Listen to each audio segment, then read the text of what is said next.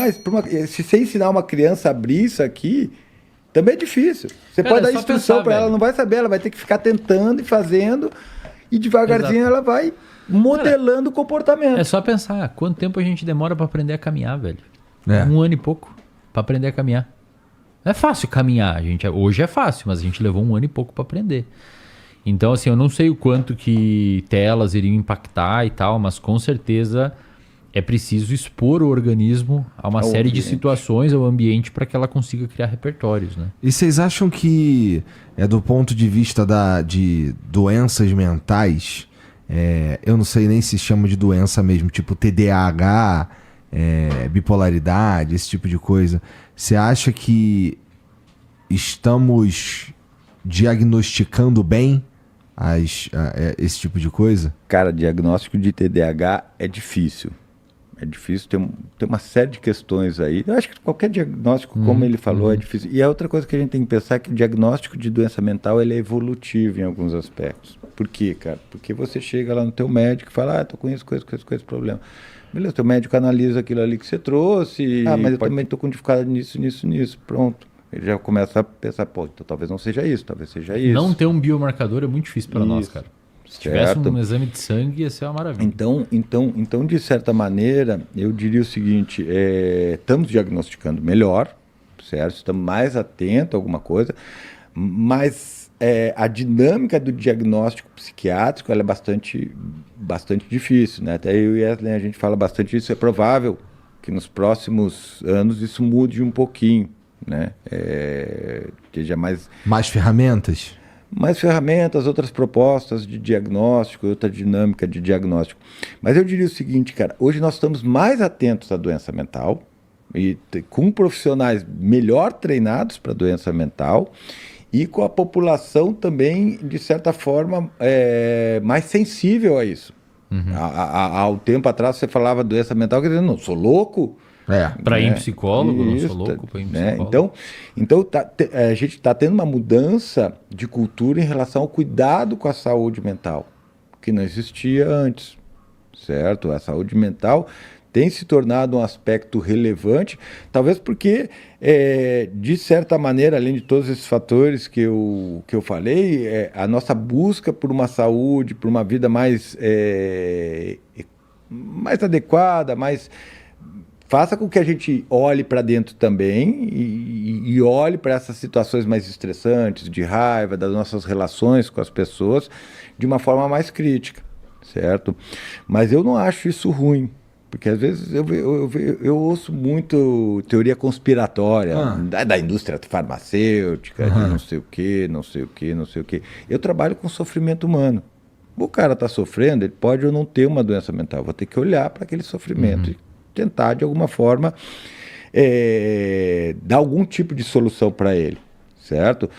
Em alguns casos, um diagnóstico é necessário porque você tem uma série de ferramentas químicas, farmacológicas, que sim ajudam e são importantes, certo? E temos cada vez ferramentas farmacológicas mais amigáveis. Né? O que quer dizer mais amigáveis? Que a relação custo-benefício é melhor para o paciente, certo? Então, às vezes a gente procura um diagnóstico para tentar, de certa forma, contextualizar aquelas queixas e aquele sofrimento do paciente e dar uma direção de tratamento para ele. Mas às vezes é durante o tratamento que você vai observando outras questões que estavam ali, mas que não estavam visíveis no primeiro contato que você tem com o paciente. Então, o diagnóstico pode também evoluir. Então, pode passar de um diagnóstico de depressão para um diagnóstico de TDAH ou de depressão e TDAH combinado ou um diagnóstico de transtorno de humor bipolar, certo? Por isso que é muito importante que as pessoas não saiam se autodiagnosticando. Não, eu tenho TDAH. Não, talvez você não tenha TDAH.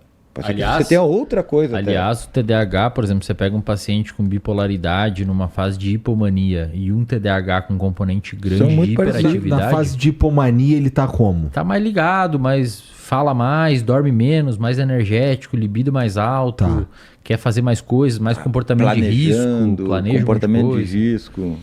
Muitas mulheres cortam o cabelo pequeno, pintam o cabelo, muda o jeito de se vestir.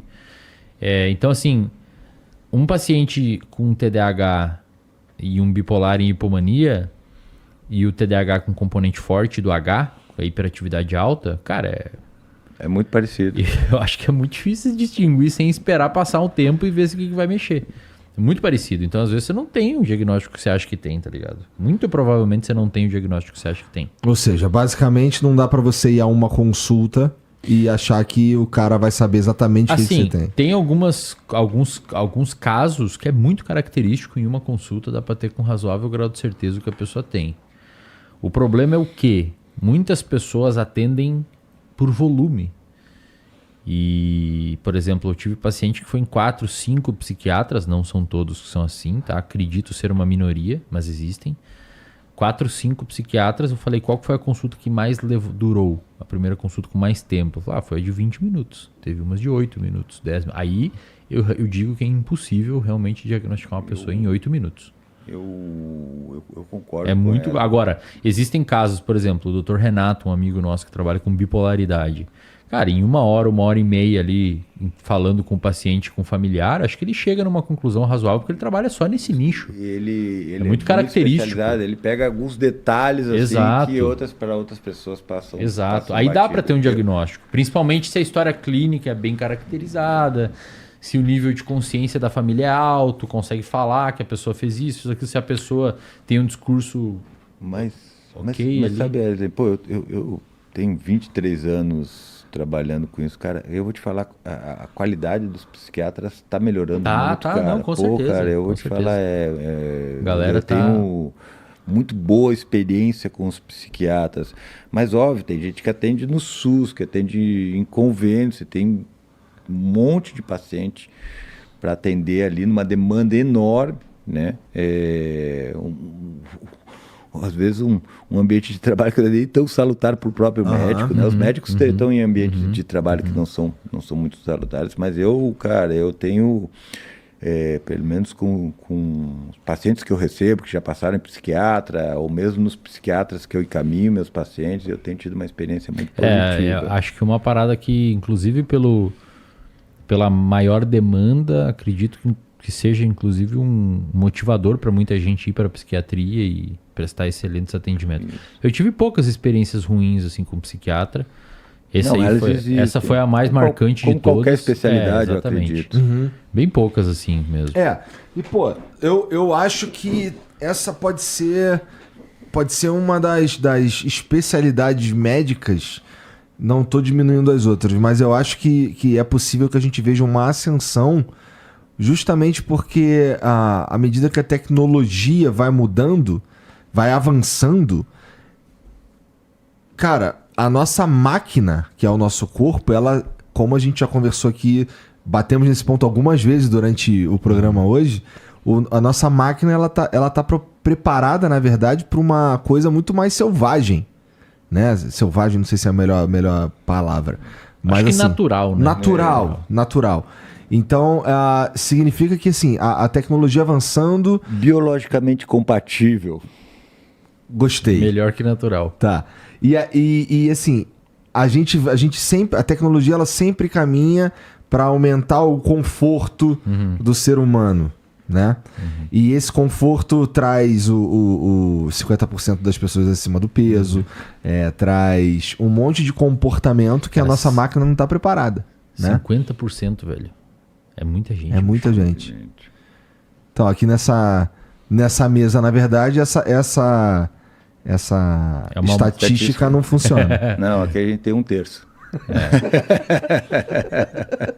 Então, cara, assim, mais pessoas prestando atenção, estudando e trabalhando com a mente dos seres humanos no futuro, eu acho que dá pra esperar isso, porque, vamos lá, as coisas avançando nas redes sociais, a gente não sabe o que vem depois da internet, né? Virar alguma coisa, né?